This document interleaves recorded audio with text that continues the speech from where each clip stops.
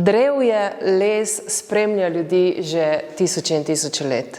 Drevesa v vseh religijah sveta prevzemajo zelo pomembno vlogo. Namreč drevesa imajo eno tako neverjetno lastnost. Združujejo 3 svetove. S koreninami segajo globoko v podzemlje. Njihova debla so nekako na naši ravni, torej na zemlji. Njihove krošnje, veje pa segajo visoko, visoko, visoko v nebo. Poleg tega v njih živijo najrazličnejša bitja. Od živali do tistega, ki ga želimo zbuditi.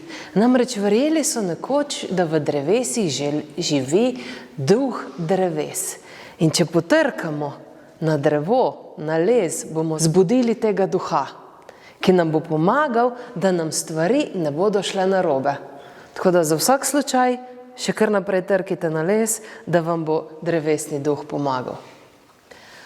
Tako kot sem rekla, posebne vezi z drevesi skozi tisočletja in o posebni vezi z drevesom govori tudi naslednja, ta je pa iz Rezije. To je slovensko etično območje, ki pa sega čez naše nacionalne meje tja v Italijo. Nekoč je živela žena, ki je bila visoko noseča tik pred porodom. To so bili časi, ko še ni bilo asfaltiranih cest, ko še ni bilo tlakovanih poti, ko še ni bilo avtobusov, vlakov, da bi se človek usedel nanj in se odpeljal v sosednji kraj po tisto, kar je rabil. Ne, žena je morala iti v trgovino po kafe, po cukr, pa po tobak za moža, kar lepo peš, čez drn in strn. S tistim velikim trebuhom, v eno stran je še šlo. Potem pa žena nakupi, ni kupila veliko, ker včasih niso imeli toliko denarja, kot ga imamo danes, da bi ga kar tako v trgovinah tratili. Ne, včasih se je šlo po najnujnejše. Pa vseeno tisto, kar je nakupila, je bilo težko. Zdeva tisto v svoj koš, ga zdi najprej trebuh na to koš dvigne in gre počasi. Ker ni bilo ceste, je hodila ob potoku. Tam med vrbami, med drevesi hodi, težko breme, spredaj velik trebuh, zadaj tist nakup iz trgovine jo bremenita. Ko zleze skozi najvišji hrib, omaga, ne gre več. Zgrabi jo v trebuhu in rodi otroka. Sama tam, sredi travnika, med vrbami v potoku. Ampak takrat velja strogo pravilo, da mama ne sme nikoli prva prijeti otroka. Kaj pa sedaj? Nikjer žive duše, nikjer nikogar, ki bi lahko prvi prijel otroka, da ne bi bil otrok preklet že od rojstva. Takrat pa vidi tam drevo, vrbo, ki se ji prav lepo prepogiba.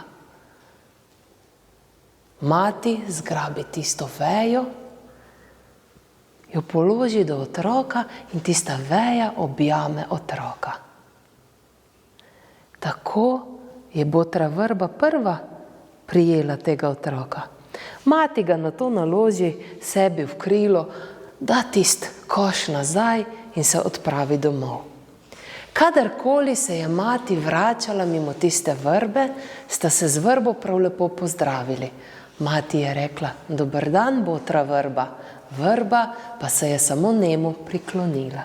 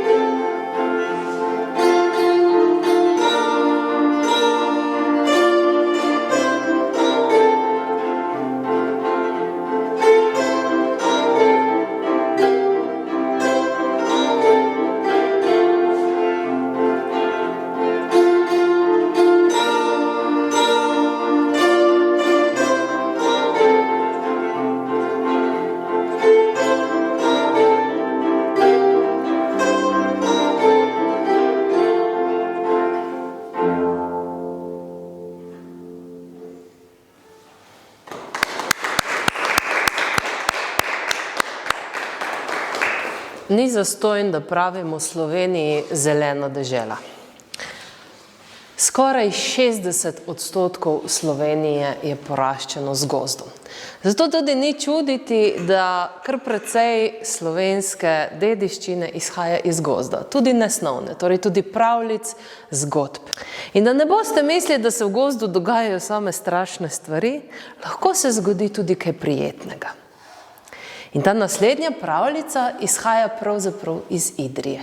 Iz idrijskega, iz njihovih gozdov, ki so gor in dol, nasploh, če se kdaj v Idrijo peljali, potem veste, kako je tam, da gre več cik-cak. Spravijo, da imajo samo 2 ovenka, ampak tista 2 sta kar taka, ta prava. Nekoč je v vasi tam nad Idrijo 5 ur hoda iz Idrije.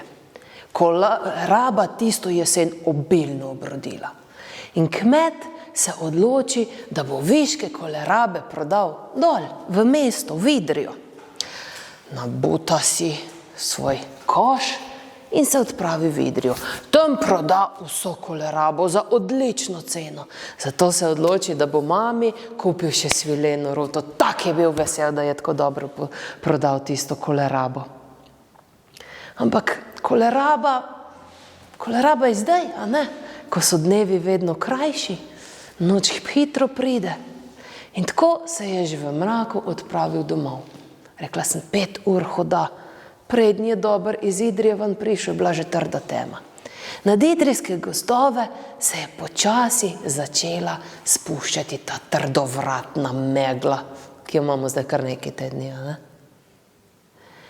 Hodi, ko mi preleze do njih hiš, gleda, a bi šel prosi, če ga vzamejo čez noč, zdaj po tej temi, po tej megli, pa še toliko imam do doma. Ampak ne, se odloči, hodi naprej. Ko pride do križišča, kjer vidi en manjši ogenj, en kres in zasliši en glas, jej, kam imam kiso.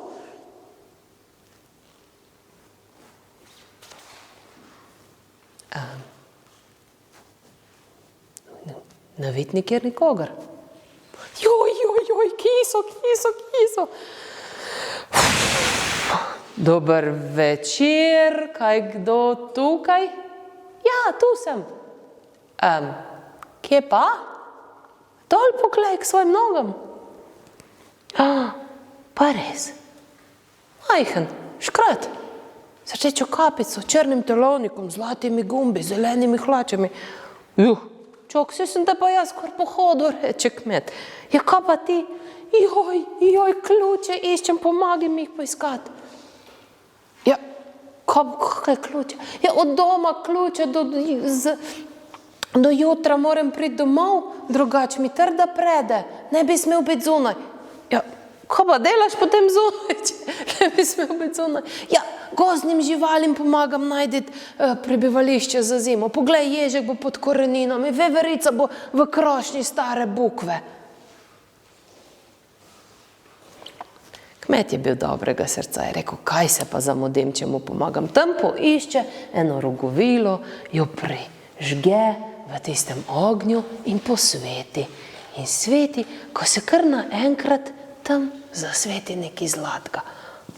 Pobere, aj ta, ključ si najdu, joj, povej, kako se ti lahko oddolžim, povej, karkoli ti dam, povej. Pa reče, nič ne rabiš, z veseljem sem pomagal, glej, tale rogovila mi bo pa kar dober služila na mesto svetilke, da pridem do doma. In res, kmet hodi, zdaj je bilo precej lažje, imel je namreč ključ, da si je lahko posvetil. In hodi čez tiste idrijske gozdove, precej manj ga je bilo strah, vsaj nekaj je videl. Ampak celo pot domov tuhta, če bi on o tem komu povedal. Ker kdo bi ti pa verjel, da si sredi noči srečal škrata v gozdu? Prav gotovo velikih ne bi bilo, a ne? Pride domov, ugasne rogovilo, postavi pred hišni prag, gre noter, celo noč se premetava, še vedno ga preganjajo te sanje o škratu. Zjutraj se prva vstane mama. Gre skozi vrata, Jezus, Jezus Marija, glej, ko sem našla, prevršil hišo, poglej, sin, poglej to. Tista rogovila, ki jo je sinoči prinesel domov, je bila zdaj zlata. Čisto pravo zlato. Kmet je vedel, kam pa s taco moli. Škrat ga je bogato nagradil. S tistim si je kupil živino, kupil si je 2 črna vranca, pa še oženil se je, zdaj, ko je imel denarja dost. Ampak nikoli ni nikomur povedal, odkot je prišlo tisto zlato. Je rekel, da je podedoval od enega strica, trgovca v Ljubljani. Zdaj se na Idrijskem več ne hodi peš čez njihove gozdove, zdaj so ceste, imamo avtomobile, tako da že dolgo ni nihče tistega škrata srečal. Morda se je pa odselil na Kočevsko ali pa na Pohorje ali pa na Pokljuko, kdo ve.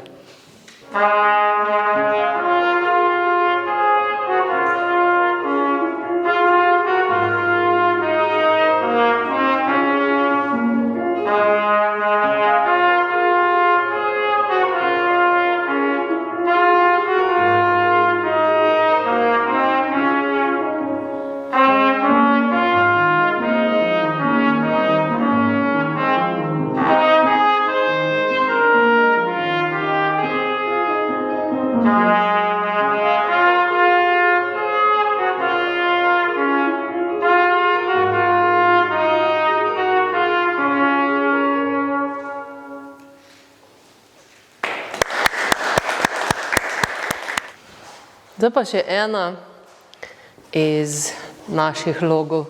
Tudi mi imamo kar nekaj gozda, ne? In tudi nekaj dreves. Ta je iz Podsrede. Gozd, drevesa so vedno predstavljala nekako tudi ta, kako bi rekli, stik med tukaj in onostranstvom. In velikokrat v mitologiji najdemo drevesa kot neke prehode, da se skozi drevo pride v neko drugo, recimo temu dimenzijo, ne? Če si sposodimo iz igrice ali pa kaj takega izraz. In pod Podsrečkim gradom je stal en star kozolec. Tam je bil izvir in ob tistem izviru je stala stara, mogočna bukva.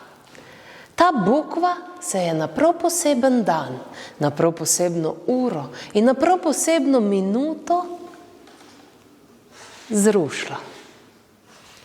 Bilo je bolj na samem, pa je niso pospravili. Mimo tiste bukve pa je hodila pešpot. Tista bukev je čez počasi začela trohneti. Ampak vonj, ki se je širil iz nje, je bil pa po pečenih ribah. In po tisti pešpoti se sprehaja oziroma hodi na delo in iz dela vsak dan en delavec. Pa voha on tiste pečene ribe. A se vam kdaj zgodi, da neki vonjate, neki ko kuhajo, ne? Mislim, da sem že česki, da je to sredi, to gmajne pa pečene ribe. Pa on gre. Pa se pa vrača en dan, prav posebno utrujen, lačen, ko si tak lačen, da boli tukaj not. In on spet vonja tiste pečene ribe. Tak je bil sestradan, da je šel in odrezal vejo tiste bukve. To je pa dober, to je pa res okusko pečene ribe. Česar pa delavec ni vedel, je, da če se bukev, to se zgodi samo vsakih 100 let, podre na prav poseben dan, prav posebno uro in prav posebno minuto in je nihče ne spravi in začne trohneti, v njej razvije prav posebna pošast, imenovana viza. In takrat se začnejo iz bukve širiti vonjave po pečenih ribah. Tako je zdaj delavec vsak dan eno vejo zjutraj, pa eno vejo popoldne in se je namalcal. Pečene ribe ala bukva. Ampak kaj pa ni vedel, pa je, da tudi viza je bukev od znotraj in da ko ji bo zmanjkalo hrane, bo bukev zapustila. In ker je delavec pomagal, da je bilo bukve vedno manj, je prišel ta dan. Bilo je lepo, lepo popoldne, sonce pripeka, ko kar naenkrat se zgrnejo črni oblaki. Tema, veter, grom, strele, divjajo, ulije se tak nalivko, da bi iz škafa voda prevrne. Viza se vstane iz tiste bukve in s tako ihto skoči v reko, da odnese s sabo cel trg in vse njegove prebivalce. Oblaki se razgrnejo, spet posije sonce, voda odteče, a starega trga pod srede ni več. Tako da pospravlja treba bukve. Ne bo kaj tacga. A ste še za eno? Še? Sej čist kratka. Ker smo ravno v Šmarju pri jelšah, evo vam bom zdaj povedala pa eno o jelšah. A poznate kaj jelšev les? Ne. Potem vam pa jaz povem, da je jelšev les malo rdečkast. In da obstaja ena legenda o tem, zakaj je jelšin les pa rdečkast. Spet nastopata na eni strani hudič in na drugi strani bog. Tako kot v veliko slovenskih, pa tudi svetovnih pripovedkah in legendah. Hudič se odloči, da želi izdelati volka. Pa se ga loti, pa ga najprej izkleše iz lesa. Volk nič. Hudič nima moči, da bi volku vdahnil življenje. Vrže tist kamen pa reče, Potem se pa spomni, da je Bog naredil pa človeka iz blata, ne? Pa naredi on volka iz blata. No, a boš živel? Nič. Bog, daj mal pomagi, no. Ja, kaj bi ta spet rad? Sem zato, da se ga je znebil. Je rekel, v redu, oživim ti jaz tega volka. Ampak sam si kriv, glej. Bog je vedel. Oživi tistega volka, volk. In za hudičem. Hudič, ko mi zbeži na prvo drevo. Na jelšo. Vse dobro, zleze gor. Ampak volk je bil hitrejši. Zgrab hudiča za rep in mu vtrga rep. Au, hudič krvavi iz tistega repa, napol vtrgan ga dol po jelši. In od takrat naprej imajo jelše rdeč les.